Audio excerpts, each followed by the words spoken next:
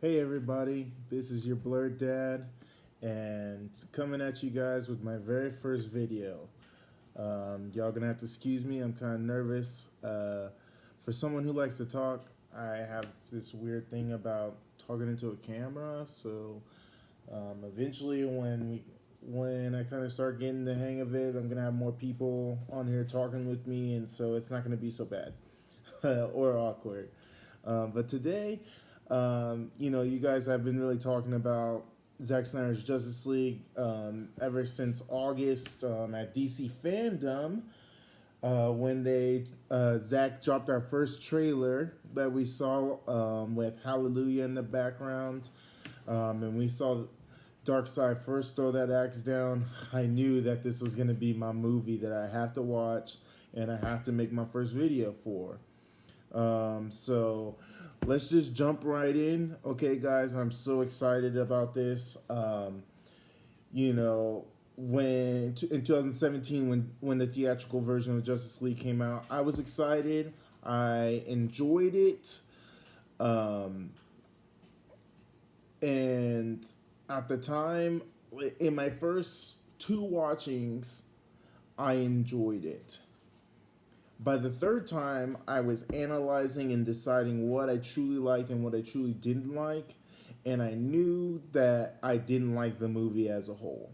I didn't like how they did my boy Batman. He's my all-time favorite superhero, um, and they made him the butt of jokes. I did not like that.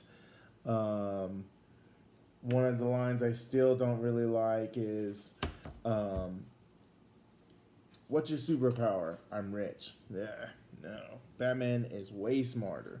So, um, but when it came to light that the Snyder Cut existed, Zach had it on his computer at home, and it just needed special effects. And the release of Snyder Cut movement came out. I was all for it. All right, now let me tell you guys. Um, for those who don't know, in 2007, Zack Snyder was signed on with Warner Brothers to have a 5 film arc for um, the DCEU. He was going to launch it. He was going to be the Jon Favreau of DC. All right, he was going to launch a universe that was going to push out movies for years to come. He gave us Man of Steel, which was a masterpiece of a retelling of Superman, which it's hard to retell that story because it's so easy, right? The planet blows up and he comes to Earth and figures out how to be Superman, right? The sun gives him power, blah blah blah, right?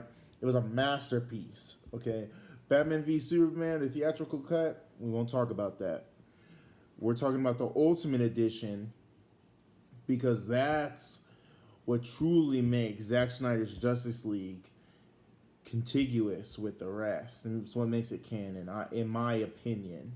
You ask some people at Warner Brothers, they'll tell you it's not canon. But so Zach was in the process of making Justice League.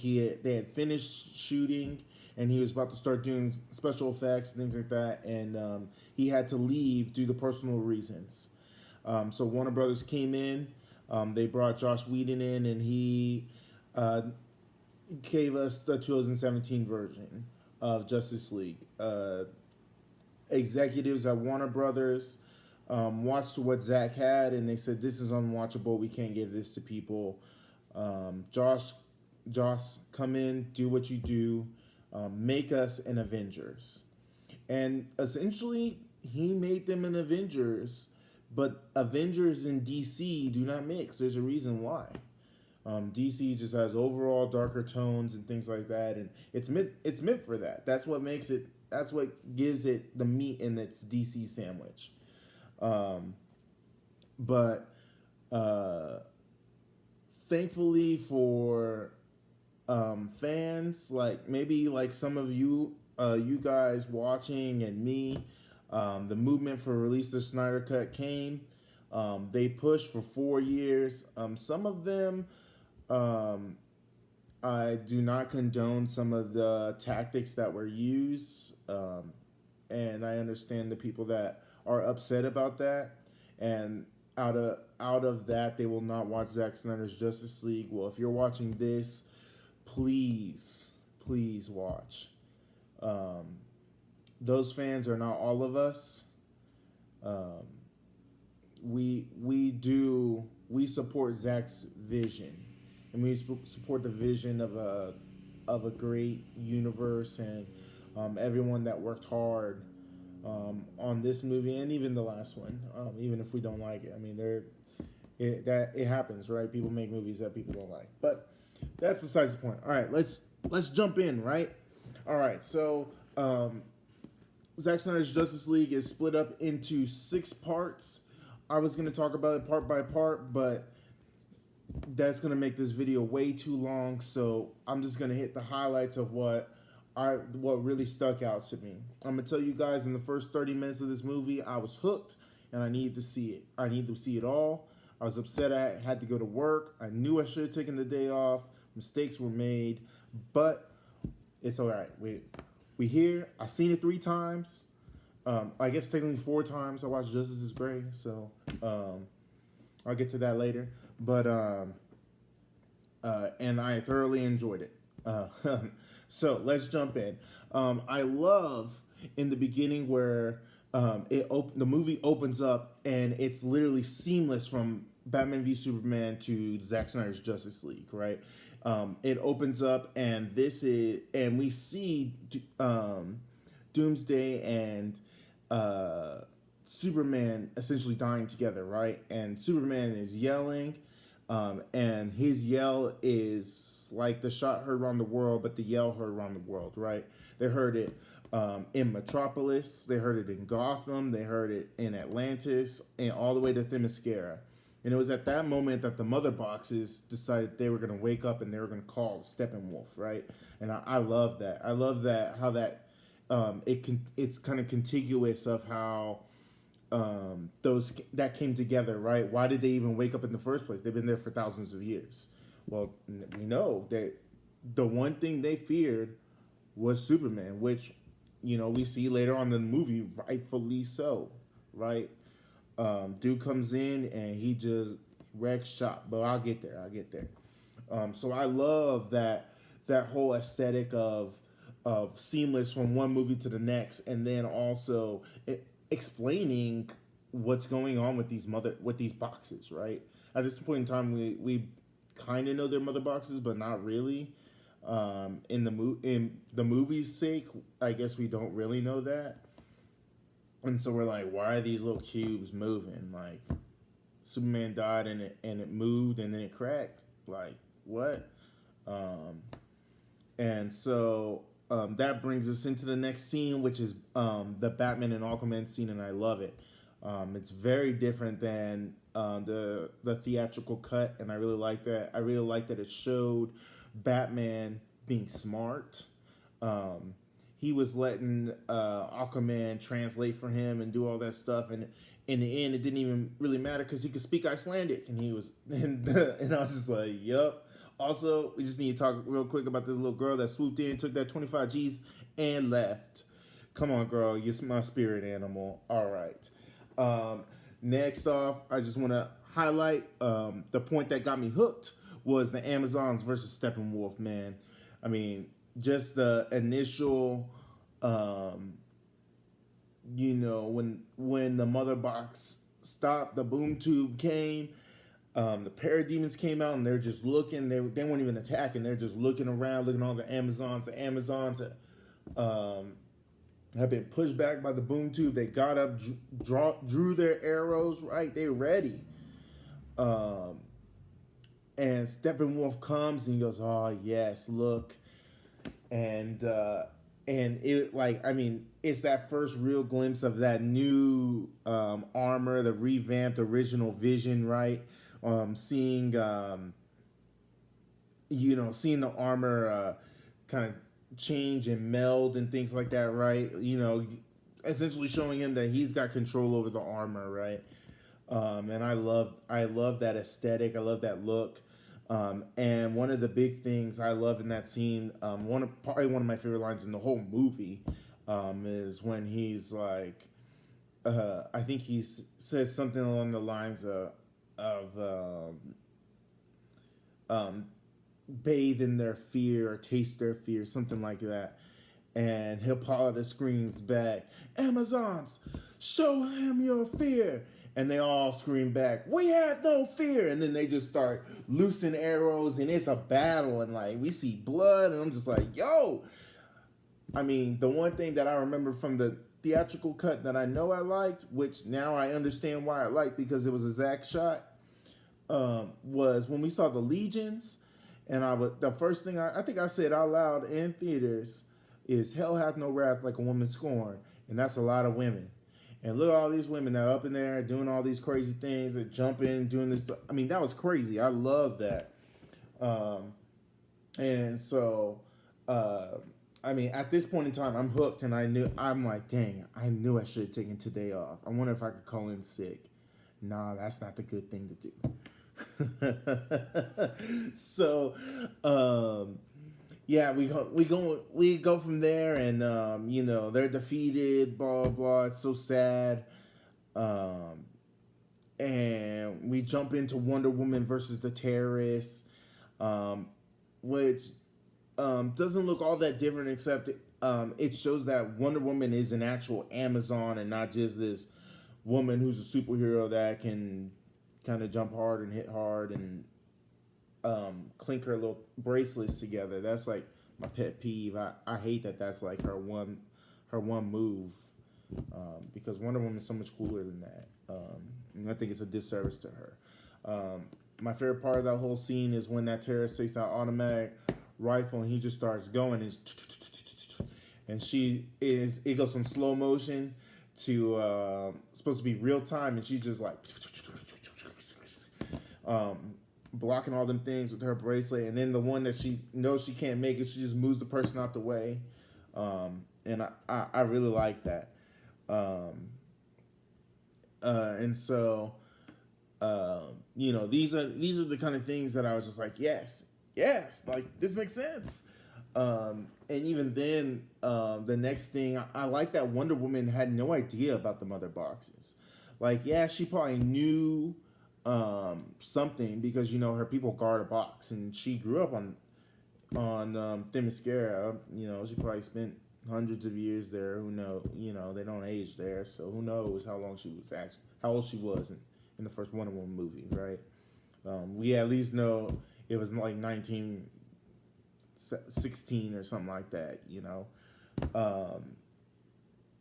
But I like that when she sees the warning fire, she goes into the shrine of the Amazons, and she learns about Darkseid, Steppenwolf, the mother boxes, the unity. She learns about all that stuff, and I love that because I don't like her to just be all knowing. Like, you don't want a hero that just knows everything. That's one of the things that a lot of people didn't like about Tony Stark, although that's a whole nother video that I might get into another time, because I actually kind of like Tony. But it's just one of those things of I like that she's learning, and it shows that the heroes have the ability to adapt to new things, and they're able to, because they don't know everything, they have a problem that they then have to solve. It's not just like, oh, bad guy, solve bad guy problem. No. There's a bigger problem than the bad guy. And I really like that. But speaking of like Wonder Woman going and get the arrow, I like that it was explained, like how this arrow even made it all the way from the middle of the Mediterranean Ocean probably to London. It traveled a long way, right? And so it makes so much more sense, like why or how it got there, right? It was the arrow of Artemis was the arrow of a god. So okay, cool. I like it. One line explanation makes sense to me.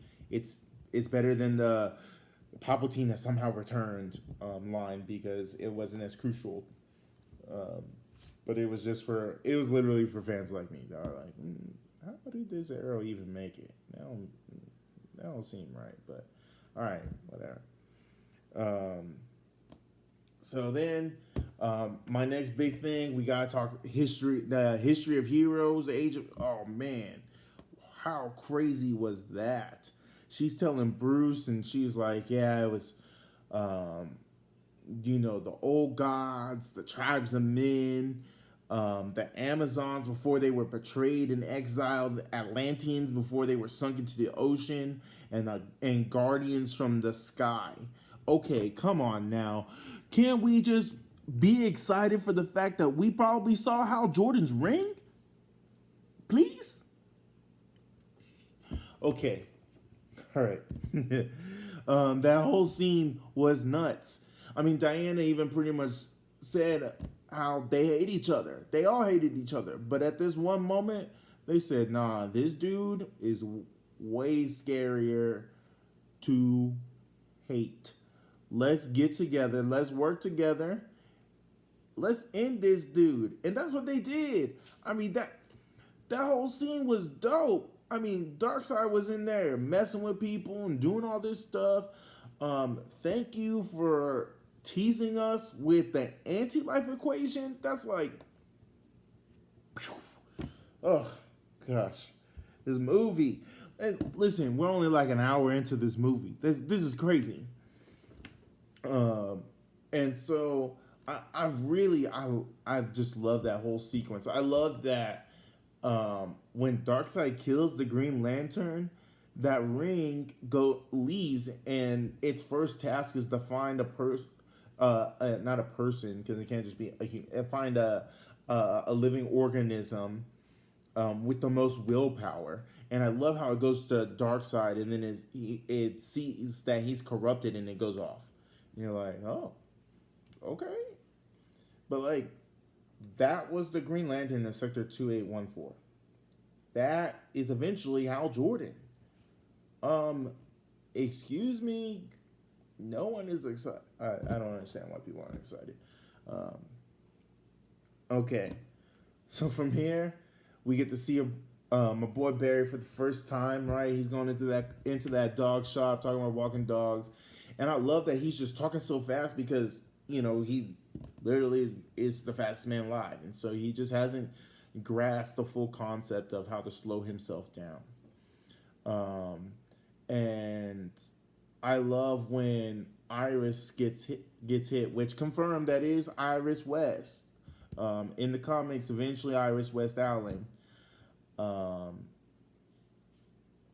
She, let me just say, I love it. I love that automatically right away, Barry sees her, he's smitten, right? And then on top of that, I love that comes back around, and when she gets hit, he's feeling her hair. I do think that's kind of creepy, but she doesn't see it. Not condoning that. Anyways, I love that. And even through all of that, he still grabs a hot dog. I thought he was gonna eat it, but I actually like that he took it to the dogs. Being a dog person. Can I just say that I'm really excited about the fact that just like at the moment when he saw the accident and he was like, all right, I'm gonna act. The moment he decides to move, he already has run out of his shoes literally and torn them up to pieces. And 10% of this movie is in slow motion, so that's 24%, or sorry, 24 minutes of this movie is in slow motion. 90% of that 10% is the Flash running or doing something, but it is actually masterfully shot. When he goes to break the glass and it like ripples, I think that is just all around gorgeous cinematography. Is just great. And I just really enjoy that. So I did have some problems with this movie. One of the problems is just kind of a continuity issue. I don't get how them parademons were dragging the Atlantean soldiers out, and then Steppenwolf was just talking to them, and they could just breathe air because they're not supposed to be. Like, are those soldiers mixed blood? Like, that don't make sense if they're soldiers. Like, who are they? They're supposed to be Atlanteans, so the only highborns in Atlantean in Atlantis, like, is Orm and Arthur, who doesn't live there, right? And then Volko and blah blah blah. Maybe he got some sons that are in there or something, but I don't like that wasn't explained. I do like that when Bruce and Diana were talking. Diana said that he must be mixed blood. That's why he can breathe air. And so I like that. Maybe those guys are mixed blood, and I'm just overthinking it. Who knows? That's one of my main issues continuity wise. I guess let me get the other one right out the way. I really don't like the movie's kind of choppy and things like that.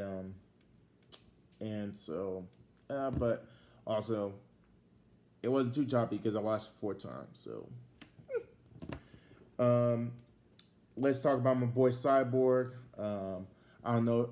For those of you who don't know, I am all about purposing black stories in comic books, comic book movies, things like that. I feel like we are underrated in that genre, and it's not seen. It hadn't been seen as cool, but there are a lot of cool superheroes that look like me, that look like my son. And so I was really excited that he got a real story to tell.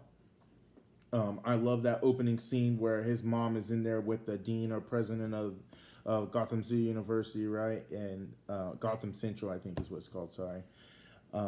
And he just straight up says is like, Victor's the captain of the football team, and he's a certified genius. But that doesn't mean he can change his friends' grades. But that shows that like, dude's smart, and I love that too because, in this essentially, when he gets his abilities right through the mother box through his dad, merging him with the mother box, right? His dad tells him in that recording. And what does he say? Sorry, I wrote it down. In a world of ones and zeros, you are the absolute master. Okay? Now, yeah, he has access to everything. He says there's no firewall, no encryption that can stop you. There's nothing that can stop him, right? And I love that essentially, like, he's a supercomputer, right? But he's not smart because he's a supercomputer. He's now a genius with a supercomputer attached to his brain. Now imagine that, right? For you Marvel heads, imagine if Bruce Banner had a supercomputer attached to him, right? That's nuts. I mean, it's essentially Tony Stark, right? Jarvis or Friday or his AIs, they're supercomputers, right? And he has them do all this work, but he could do it himself. So imagine that's essentially what Cyborg is, right? He's a certified genius with a supercomputer attached to his brain. I love that, and I also love the last lines that his mom told him, which is, "With everything you can do today, I can't wait to see what you do tomorrow." And I think one of the reasons I really like that and it really resonated with me, and yes, I shed tears, I will say it proudly, is because it's also something that I feel like my parents would tell me. I'm sure if they had come up with the phrase first, I would have said, "My mama told me that. They done stole that from her. We need our money." Alas, she did not. I'm sorry, Mom. We'll work on it next time. And so, but I really like that I can't say they, Zach, I couldn't say they, because Zach and his wife Deborah, Zach was director, Deborah produced it, Christopher Nolan was in on this, so I can say they. I like that they were pushing Cyborg's story. They're showing us who he really can be and who he's supposed to be, not just this brooding machine thing that hates his dad. And I think that's one of the saddest things in the movie is that he was finally coming to at peace with his dad. They were making peace with each other, learning to coexist. And his dad died. And that was rough. Another part where I shed a tear. But even though he died, he sacrificed himself so that they could find the box. I will say that first Martian Manhunter reveal when he's posing as Martha Kent. I was not ready for that. Like, I was like, yeah, Martha, that's good. You need to go talk to Lois. You mean she done quit because Clark died? Come on, girl. I mean, how you making money? You ain't made out of money. Like, what's going on? How you paying your bills? That was my first thought. But full disclosure, I've never been a Lois Lane fan. Everything about her bugs me in every Lois Lane appearance she's ever been in. That goes all the way back to Christopher Reeve's Superman. His Lois was so annoying, especially Superman 2 when she threw herself over the thing in Niagara Falls just to prove that Clark was Superman. Oh, pet peeve. Ask my mom. Even to Superman the animated series, why you always got to be in danger and make my man? What if he was over in the world saving an earthquake or something with some people? Hears you screaming, and he's like, "Sorry, gotta go." I mean, that's pretty much what we saw in Batman v Superman, right? He would do anything to save Lois Lane. Awesome, great, love that you love her, but there are billions of people in the world, and you are supposed to protect them all right now. And that's kind of the overarching theme of that movie. Anyways, that could be for another video. We will see. When Martha walks out that door and I see them eyes glow red, I'm like, oh, that's him. And then they show him, and I'm like, yes.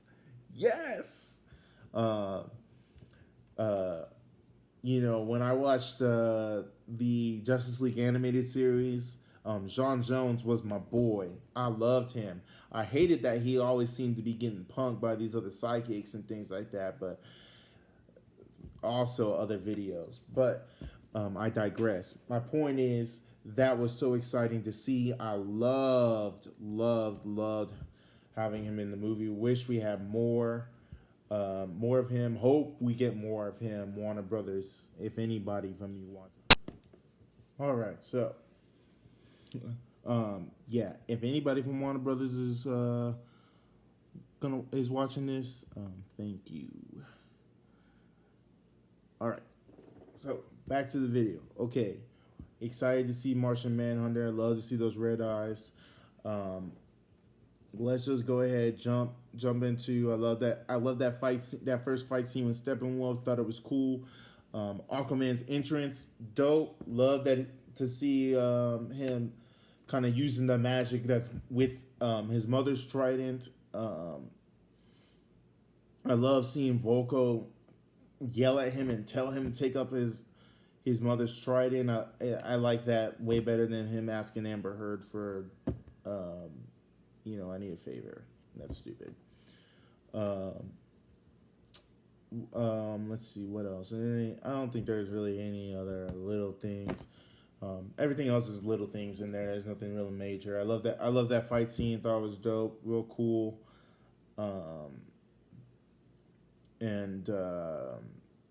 But let's just jump ahead. Let's jump ahead to Superman Resurrection, right? That's what, that's what's really great. And I think what's also great about that is, we don't see Superman for like 2 hours of this movie. So like there's buildup. Everyone knows that Superman's coming back, but at this point we haven't seen him. And I really like that.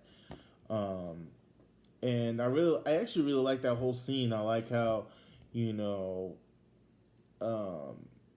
Cyborg clears out the whole thing, and his dad is smart enough to figure out like they've been hacked, and then he's like, oh, never mind, clear it out till I get the word. That's kind of showing their relationship growing and things like that. I love that first scene when they're all walking through the Kryptonian ship and he's in there, and somebody said, it might be the Flash or somebody that says, they recognize him and knows he's here. Um, and I really like that. I thought that was kind of cool, right? Like it just sensed his presence. He's not even alive, but like his cells and things like that. That ship knew that he was of the House of L, and I thought that was really cool. Um, I really like the Easter egg. I don't know who all caught it, but the pod that's open. There's some big rumors out there that that's going to be um, our Supergirl. That was Supergirl's pod. Um, I, this is kind of weird with her origin story, but I like the Easter egg. I like how they can fit that in. I'm here for it if that is. If not, c'est la vie. Um, and so I love how in this scene we get to see the Flash's brains, right? Um, as Victor is going through, he's like, "There's not enough juice." Luther fried it, a lot of the energy making his monster, blah blah blah. And Barry starts off and he's like, "I don't like to break this rule, but if I move at close to the speed of light, um, I can generate enough electricity to jumpstart the box." Um, I like that one. He's already done it, and he kind of knows like, hey, I shouldn't do that. And two, I really like that. Um, two, I like that he already knows, right? He knows he can generate enough electricity. He's super smart, right? It goes back to that scene with his dad where his dad's like, "You do anything, you're freaking brilliant." Um, and so I like that. Actually, when they were off count, when Barry goes, he's too late. And actually, he reverses time a little bit, and then that's when he jump starts the box and brings Superman back to life. And I also like that the ship pretty much said, as soon as he drops the mother box, he says, the ship says, things cannot be, the things that are done can now not be undone, or the future that is done can now something like that. And I'm like, here's where we're gonna get that nightmare. Here's the nightmare. So I'm really excited about that. I think there's a lot to offer us, right? Jumpstart the scene. I really like that the Flash isn't just comic relief. I like that he's smart. Essentially, you guys will pick. You got if you haven't picked up now. I just like that the characters are not throwaway characters. Like they're not just there. So just since these are our first appearances for Cyborg, Flash, and Aquaman, so I like that we're getting a little bit of substance, a little bit of story from them. Seeing a little bit of their character and who they are and who they have the potential to be. I like that once they figure out, that Steppenwolf's taking the box. Silas Stone superheated the box so they can find it, right? I love that. I love how they figured that out, and then they're like, all right, let's go look. I love that Aquaman's just not automatically a jerk. Like he's like, well, we're trusting this guy who just lost his dad. Probably not very wise. Because Aquaman would be the same way, right? He's so close with his dad. So I really enjoy that. Going into some of the next parts, yada yada. Yes, Clark and Lois get back together. Yeah, great. Blah blah blah. Clark's with his women again, right? Yay! I'm glad you got to see your moms. I like the line when he says, "But I have to go now because they brought me back for a reason. I got to figure out why." It shows that selfless sacrifice,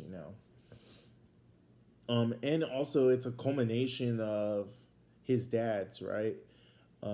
Jor-El said he could be of the best of Krypton and the best of Earth. You know, being raised there, but also being born on Krypton. And Jor-El had this great vision for who he could be. But Jonathan also had a vision, right? Like, you know, stay hidden, stay safe. Um, you know, and we've kind of seen both of his father's visions come to pass by this time, and I think that's really cool. Um, I wish that, you know, when he goes into the ship, we see all these magnificent suits. We see all of these House of L suits, right? All these suits with the House of L symbols, and they're really cool. We even see the space suit and things like that, which is really dope, right? Odes to the comic book, the anime series, things like that. Shout out to Zack and his team because that was cool. Um, what I didn't like is like they kind of just threw the black suit on us, didn't give us an explanation. I'm an explanation guy. Um, don't really like that wasn't there, but oh well. Um, let's just jump into the battle. Oh, actually, back it up. First time we saw Darkseid, yeah, Ray Porter, thank you. Even the Saab was great. He was awesome. I love that Steppenwolf was more than just I'm doing this for mother, blah blah blah. No, boy, you doing this for Darkseid. You doing this for the man. All right. And I like that, you know, the son's like, you ain't worthy to talk to him. You got 50,000 worlds. And then he says, nah, I done found the anti-life equation. Put the master on the phone. And then, ooh, when the time came, it was brilliant. It was brilliant. I love it. Let's jump into this final battle. I just love the aesthetic. I love that you know, superhero action shot, Batman in the Batmobile, Aquaman riding on the Batmobile, Cyborg flying, Flash running, Wonder Woman jumping by. Kind of looks like she's flying, maybe. So, you know, Wonder Woman 84 is kind of canon. You know, doing all, you know, just that classic action shot. I thought that was great. But overall, I love that everyone was useful in battle. Like I said, I am just not a fan of these throwaway characters. That's dumb. It's pointless. Why you pay these actors to be throwaways? You shouldn't. That's my point. All right, Batman. Thank you for showing that he can fight, swinging around, grabbing parademon guns, shooting them, doing this stuff. Yes, yes. And now y'all may say Batman has a moral code. He doesn't kill. Blah blah blah. Nah, boy. Listen, these are aliens. His moral code is not with these aliens who are trying to do that. His moral code is with humans, right? Because you know that's what Superman's like. Let's protect the humans. So, yeah, he hasn't given him a alien moral code yet. So he's like, hey, you know, it's kill to be killed. You know, I'm with him. I'm with him. Um, I love that Cyborg didn't get torn in half. Thank you. Thank you. Thank you. All right. Next point. Can we just talk about like this is just dope? Like we just also Steppenwolf. How you gonna go and do my girl like that? He said, "Tell me, why did you leave your sisters? You could have saved them." Oh boy, you done messed with the wrong man. Look, I'm at a camera and I still turn away like Jonathan Krasinski. Look at that. So yeah, yeah, bad idea, and he learns it later, right? Great fighting between Aquaman and Wonder Woman is beautiful. Love it. Um, so I love that when Cyborg is finally fusing with the Unity, right? He's getting in there, doing all this stuff. And Steppenwolf's about to axe this boy, and who do we? I love Superman comes in, that axe hits him, clink. That's what it is, clink.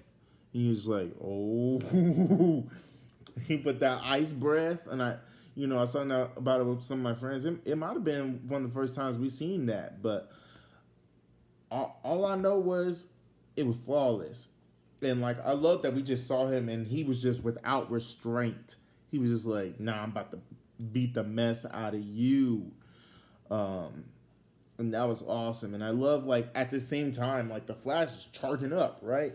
He's charging up to shut down the Unity and all this stuff, right? When Cyborg interfaces, and I love like once he interfaces with the Unity, you know, they have this vision of him, right? It's like him with normal with his mom and dad, and like they could set it right, blah blah blah. He has this temptation. He's like,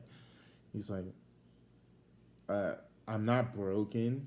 Because they're like, we can fix you. We can fix this. And he's like, I'm not broken. I've never been alone. Oh boy, what a powerful scene, right? Especially a powerful scene from a director who, whose daughter committed suicide, and so many people, you know, have felt alone, right? And so many people out there have felt alone,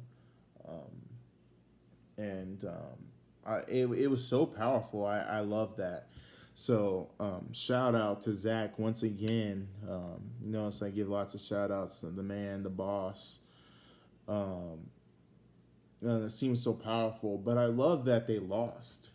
It kind of gave me like that Infinity War vibe, like, oh my god, they lost. Like, what? This is crazy.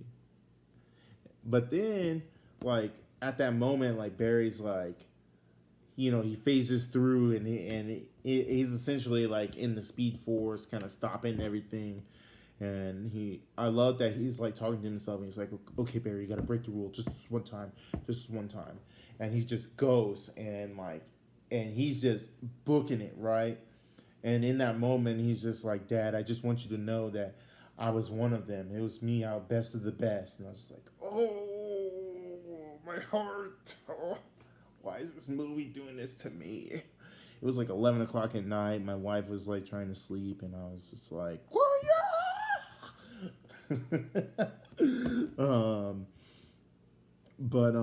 yeah, like, just, I love that he reversed time and they won.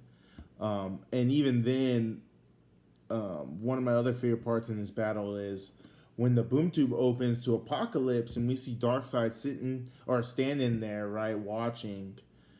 And there's the Sod on one side, Granny Goodness on the other, and legions of parademons, and you're like, they come through, they lost. And he's just watching to see if Steppenwolf is gonna succeed or if he's gonna fail. And it's at that moment that, you know, Steppenwolf gets what's coming to him. He shouldn't have egged on the Amazon with a sword. Don't know why. You know, Diana does what Thor should have done in the first place, and she went for the head. But what I was not ready for was she chopped that head off. It rolled through that boom tube, stopped at Darkseid's foot, and he was like, yeah, you failed me. Smash. And I think I went, oh shit. Oh, sorry, Mom. And I was just like, this guy's too good. I need to see him more. I just need more of it. And we right now we don't know, but I love that, you know, Desaad asks like, what should we do, like, Master, like, and he's like, oh, nothing's gonna stop me from getting that. And I was like, oh dude, that's awesome. I love that iconic shot of the Justice League, because by that last shot with Superman in there, they actually look like a team, right? They look like they want to work together and figure out and be able to protect Earth, and that's kind of cool. So one of the other things I didn't like is the epilogue. It seemed like there's like maybe like 3-4 different endings. It's kind of rough. I will say I love the nightmares scenes at the end.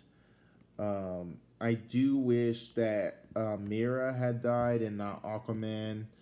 But I respectfully will stick with Zack's vision because I'm sure he has a reason.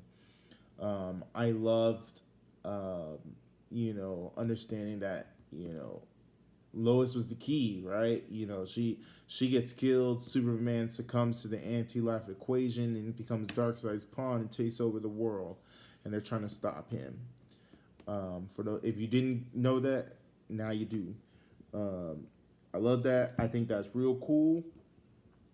That could make a concept for a really great movie. Kind of gives me Injustice vibes. You ever read those comics? Played that video game? It's real good. It's real good. And talk about the elephants in the room. That Batman Joker scene. Whew. Oh, as a Batman fan, it was perfection. And it was hard to believe that those were shot at different. They weren't shot together. Like Batman and Joker, those were two different scenes. But like it was cool, and I just love that exchange. The Joker's egging on Batman, and Batman's just like, "Be careful what you say." Batman dropping the F-bomb. Like I felt like I wasn't reading a comic, and I was like, "Yo." Batman ain't no goody two shoes, man. He Bruce Wayne. He's billionaire, playboy, philanthropist. Genius. He kind of like Tony Stark, but better. Yeah, he dropping F bombs. So I'm like, yes, come on. This is why this movie is rated R. That and on the blood and head chopping. I love that scene. My favorite Jared Leto line was, you don't have the cojones to die, but everyone else around you does. Whew, that was rough. And then, why would you send the boy wonder to do a man's job? And I was like, oh gosh. I was like, Batman's gonna kill him. He's gonna kill him. That's it. That's the end. That's the end. And then the Joker busts out his card. He says, as long as you have this card, there's truce. I was like, dude, man, it's just kind of like just there. And then like I get why Martian Manhunter came to Bruce at the end and was like, hey, look, next time you need me, I'm here. Don't worry. But we could have used you, this time, or before Superman died. He didn't have to die. Could have used you with Zod. You were there, right there. But it's okay. It's okay. Overall, this was a really good movie, right? Like every movie, it had flaws and things that it didn't like. It also doesn't help that like some of the continuations of this universe has already come out, and so it was kind of like backtracking, and so the continuity doesn't really make sense, right? Because the filmmakers couldn't really collaborate, right? And so, yeah, there's some continuity issues and some choppiness, but overall, this is a piece of cinematography genius, in my, professional opinion, as you'll see, with this video. I'm a professional cinematographer. But I really enjoyed doing this video. I hope you guys enjoyed it too. I might do some more videos, have some people on, but if you guys really have the time, I will be starting a podcast. What I was kind of telling you guys earlier, I'm a real big proponent of pushing Black stories, in comic books and comic book movies and things like that. So, I'm coming into a new season, in a little over a month, with being a new dad. And so something that I really hope for my son is that if he decides that he really enjoys comic books and superheroes and things like that, he's able to see from a very young age something that I did not, and there are heroes that look like him. So I want you guys to, if you guys want I'll be dropping my first episode of my podcast. Um, I'm gonna call it Blurred Dad, which is the Black Nerd Dad. For those who don't know what Blurred is, um, I'll be dropping my first episode pretty soon. I hope that you guys subscribe to it. I'll let y'all know when it comes out.